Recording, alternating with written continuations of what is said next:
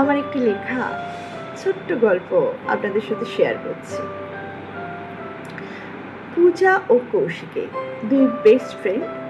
স্কুলেও তারা বেস্ট ছিল। যেমন লেখাপড়ায় ভালো ছিল, তেমন ড্রয়িংও ভালো ছিল। যেখানেই ড্রয়িং কম্পিটিশনে নাম দিত, ফার্স্ট সেকেন্ড হয়ে আসতো এবং স্কুলের মুখ উজ্জ্বল করত। সেই কারণেই টিচার ও বন্ধুরা সকলেই কৌশিকী আর পূজাকে ভীষণ ভালোবাসত। একদিন স্কুল ছুটি হবার পর পূজা আর কৌশিকী হাঁটা পথে বাড়ি ফিরছিল। কিছু খুনসুটি, কিছুটা গল্প, একটু অন্যমনস্ক। হঠাৎই একটা চলমান গতিতে আসা গাড়ি কৌশিকীকে ধাক্কা মেরে দিয়ে চলে গেল। কৌশিকী আহত অবস্থায় অজ্ঞান হয়ে মাটিতে লুটিয়ে পড়ল।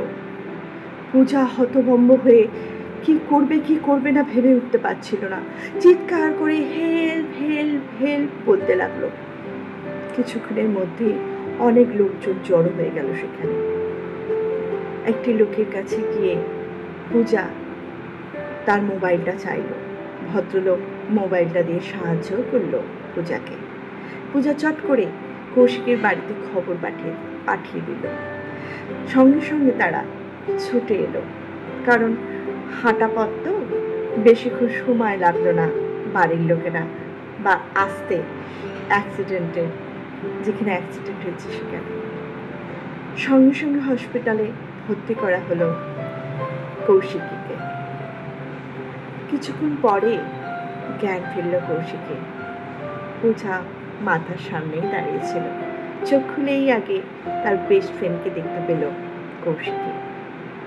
ডাক্তার বলল 2 দিন হসপিটালে অবজারভেশনে রাখতে হবে। হাত পা কেটে গেছিল, একটু ভয়ও পেয়ে গেছিল কৌশিকী। পূজা রোজই কৌশিকীকে দেখতে যেত হসপিটালে। ও, একটা কথা তো বলতেই ভুলে গেছি। এর মধ্যে একটা কাণ্ড হয়ে গেছিল। স্কুলে পূজাকে না জানিয়ে নাম ঘোষণা করে দেয়া হলো ন্যাশনাল কম্পিটিশন, ড্রয়িং কম্পিটিশনে, যেটা হবে বেনারসে। পূজা তো জানতই না। যখন জানতে পারলো তখন টিচারদের কাছে গিয়ে বলল, না ম্যাম, আমি এই কম্পিটিশনে নামতে পারবো না। কারণ এই কম্পিটিশনে আমি কিভাবে নাম দেব? আমার বন্ধু তো যাবে না, আমার বেস্ট ফ্রেন্ড যাবে না, সেখানে আমি নাম দেব না। অনেক কষ্টে তাকে রাজি করানো হলো। সে রাজি হতেই চাইছিল না। বাড়ির লোকেদের খবর দিল, পূজার বাড়ির লোকেদের খবর দিল এবং বাড়ির লোকরাও তাকে রাজি করালো। এবারে এই কথাটা কৌশিকী জানত না। যেদিন কৌশিকী হসপিটাল থেকে ছাড়া পেল, অবশ্যই সেখানে পূজা উপস্থিত ছিল। একসাথে 2 বন্ধু কৌশিকী বাড়ি ফিরল।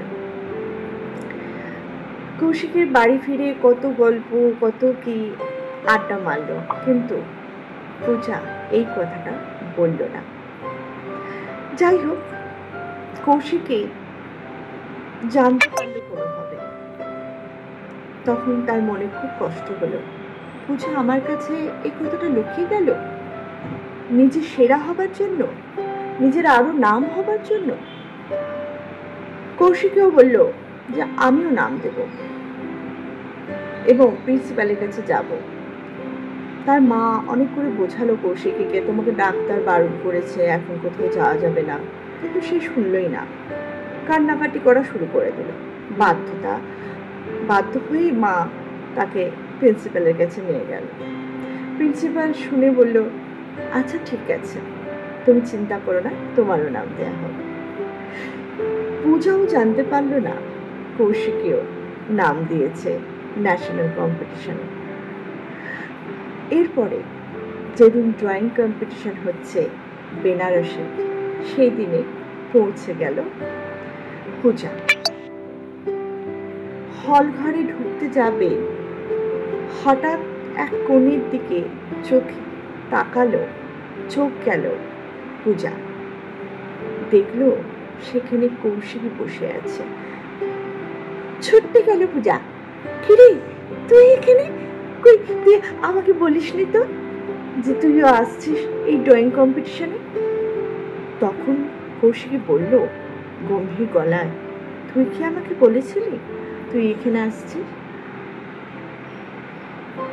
পূজা তখন চুপ হয়ে গেল, কথা বাড়ালো না। ড্রয়িং কম্পিটিশনে রীতিমতো নাম দিয়ে ফার্স্ট পূজা আর সেকেন্ড কৌশিকী হলো। আনন্দ করে অ্যাওয়ার্ড নিল।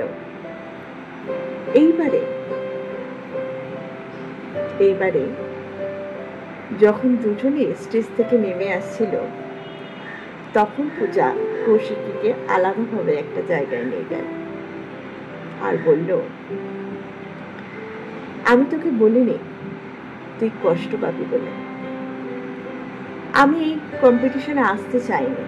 টিচার্সরা, বাড়ির লোকেরা, প্রিন্সিপাল সবাই আমাকে জোর করছিল এই কম্পিটিশনে নাম দেবার জন্য।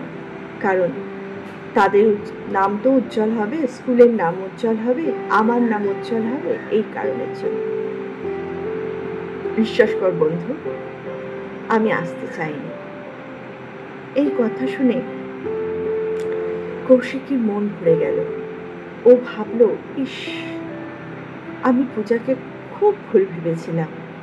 এই ভুলটা ভাবা আমার উচিত হয়নি। পূজাকে জড়িয়ে ধরে হাউমাউ করে কাঁদতে কাঁদতে এই কথাটা বলেই ফেলল। পূজাও তার মাথায় হাত বুলিয়ে বলল, ঠিক আছে, ওটা কোনো ব্যাপার না, তুই এখন আর এইসব কিছু ভাবিস না। আমরা যেরকম বেস্ট ফ্রেন্ড ছিলাম সেরকমই আছি। চল আবার ওই স্কুলে গিয়ে আমাদের এই ট্রফিগুলো ওখানে রেখে খুব মজা করব। এই বলে দুজনে দুজনকে জড়িয়ে ধরে আনন্দ করতে করতে বাড়ি ফিরে এলো। এইটুখানি আমার গল্প। কেমন লাগলো অবশ্যই জানাবে কমেন্টে।